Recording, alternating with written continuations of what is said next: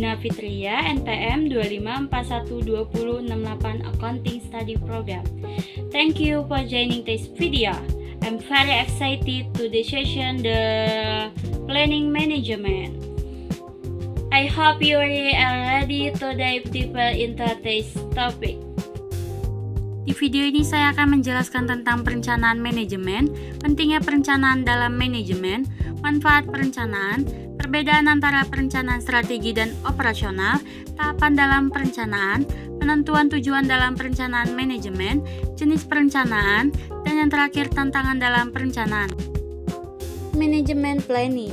Apa itu perencanaan manajemen? Perencanaan manajemen adalah proses inti dalam manajemen untuk menetapkan tujuan, menentukan langkah-langkah yang diperlukan untuk mencapainya, dan mengidentifikasi serta mengalokasikan sumber daya yang diperlukan. Selanjutnya ada pentingnya perencanaan dalam manajemen. Perencanaan memainkan peran penting dalam manajemen karena alasan berikut. Yang pertama ada pemberian arah dan fokus. Yang kedua yaitu mengurangi ketidakpastian. Yang ketiga yaitu mengoptimalkan sumber daya. Yang keempat memfasilitaskan pengambilan keputusan. Dan yang terakhir mengukur kinerja.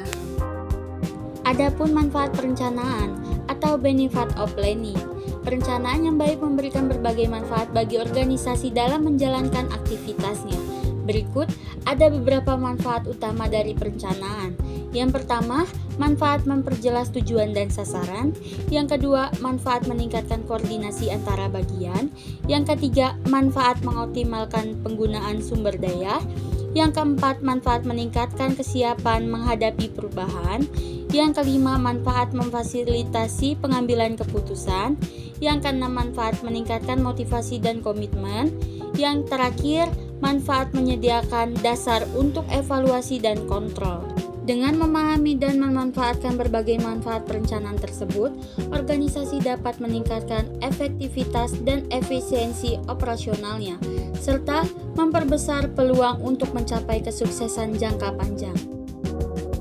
Satgas in Planning. Tahapan dalam perencanaan. Perencanaan dalam manajemen melibatkan beberapa tahapan penting, yaitu yang pertama penetapan tujuan, yang kedua pengumpulan informasi, yang ketiga identifikasi alternatif, yang keempat evaluasi alternatif, yang kelima pemilihan alternatif terbaik, yang keenam pengembangan rencana, yang ketujuh pelaksanaan rencana, dan yang kedelapan pemantauan dan evaluasi. Goal setting in management planning. Penentuan tujuan dalam perencanaan manajemen atau yang diartikan menjadi SMART.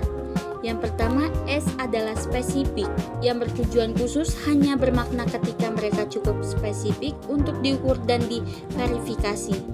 Yang kedua, M, yaitu measurable, atau terukur bertujuan untuk memilih hasil yang jelas, juga dapat dinilai secara objektif. Ketiga ada A, yaitu aligned atau selaras, bertujuan agar dapat berkontribusi pada misi, visi, dan rencana strategi organisasi, dan selaras dengan nilai dan tujuan dari karyawan yang menerapkannya. Yang keempat ada R, yaitu reachable, atau terjangkau bertujuan untuk menjangkau tetapi tidak terlalu tinggi. Dan yang terakhir T, yaitu time bound, atau dibatasi waktu, bertujuan untuk mencapai sasaran yang harus mencakup batas waktu. Type of planning. Jenis perencanaan. Ada 5 jenis perencanaan. Yang pertama berdasarkan jangka waktu, yang kedua berdasarkan tingkat manajemen, yang ketiga berdasarkan frekuensi penggunaan, yang keempat berdasarkan cakupan, yang kelima berdasarkan pendekatan. Ini adalah perbedaan antara perencanaan strategi dan operasional. Terakhir, challenge in planning, tantangan dalam perencanaan. Meskipun perencanaan memiliki banyak manfaat, proses ini juga menghadapi berbagai tantangan yang perlu diatasi untuk memastikan efektivitasnya.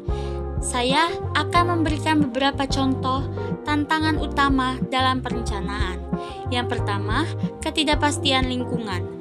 Yang kedua, resistensi terhadap perubahan. Yang ketiga, keterbatasan data dan informasi.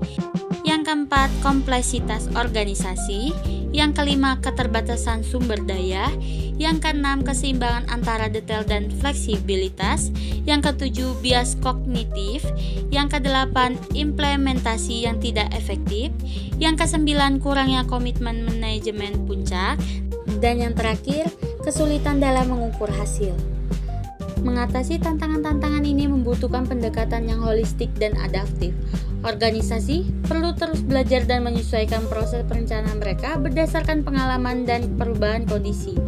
Dengan menyadari dan mengatasi tantangan-tantangan ini, organisasi dapat meningkatkan efektivitas perencanaan mereka dan meningkatkan peluang untuk mencapai tujuan strategi mereka.